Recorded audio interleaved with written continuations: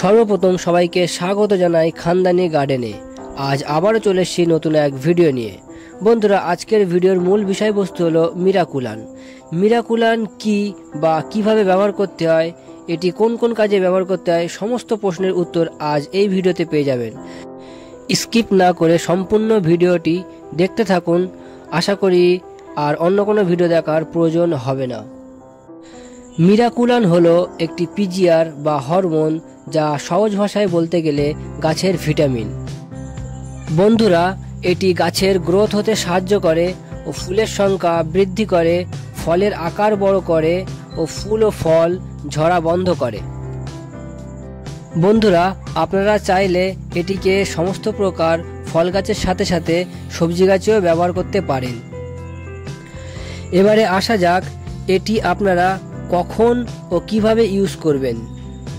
বন্ধুরা, এটি ব্যবহার করার নিয়ম হচ্ছে প্রতি 1 লিটার জলের জন্য 1 ml করে নিতে হবে। বন্ধুরা, ফল গাছের ক্ষেত্রে গাছে যখন ফুল আসা আরম্ভ করবে তখন একবার স্প্রে করে দিতে হবে, তাহলে ফুলগুলি সংখ্যায় বৃদ্ধি পাবে ও তুলনামূলকভাবে কম ঝরবে। তারপর ফুলগুলি যখন ছোট ছোট ফলে পরিণত হয়ে যাবে তখন আরেকবার স্প্রে করে দেবেন, তাতে করে ফলের সাইজ বৃদ্ধি হবে ও তুলনামূলক কম ঝরবে। আর সবজি গাছের ক্ষেত্রে টোটাল আপনারা 3 বার স্প্রে করবেন।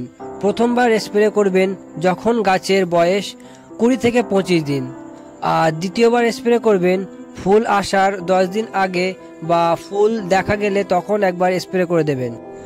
দ্বিতীয়বার স্প্রে করার ঠিক 40 থেকে 45 দিন পর আপনারা আরেকবার স্প্রে করে দেবেন। বন্ধুরা, এটি স্প্রে করার সঠিক সময় হলো সকালবেলা, যখন সূর্যের তাপ তুলনামূলক অনেক কম থাকে, তখন আপনারা এটা স্প্রে করে দেবেন, তাহলে ফলাফল ভালো পাবেন।